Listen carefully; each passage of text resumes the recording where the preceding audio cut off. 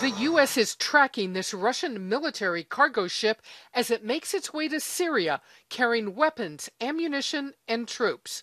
Defense officials tell CNN that U.S. intelligence believes the Russians are sending the ship and a small number of troops to help fortify its naval base as the situation in Syria continues to spiral out of control. We've been concerned about escalating violence and about the lack of a ceasefire and about the potential for civil war. CNN has learned that classified U.S. imagery shows the Nikolay Filchenkov began loading in the port of Sevastapol on the Black Sea on June 7th and is headed for the Syrian port of Tartus, where the Russians have a naval facility. The port is vital for Russian naval access to the entire Middle East. U.S. officials say under maritime rules, Russia should declare what the ship is carrying when it enters the Mediterranean.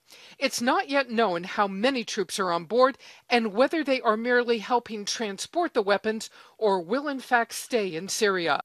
For now, the U.S. believes the Russians just want to defend their facilities.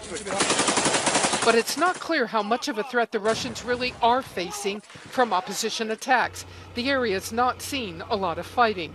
U.S. officials are worried there could be other plans for the troops and the military gear.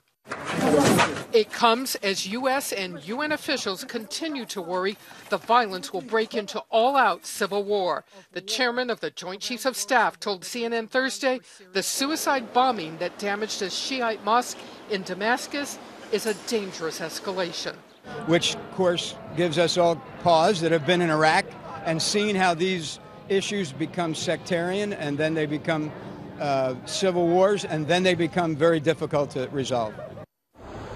NBC News was the first to report that Russian ship was on its way to Syria. We've learned that inside the administration now there are extended discussions about this sectarian violence that has broken out and whether this is all headed to become a much more tragic and violent situation than we even saw in Iraq. Wolf? Barbara, thank you.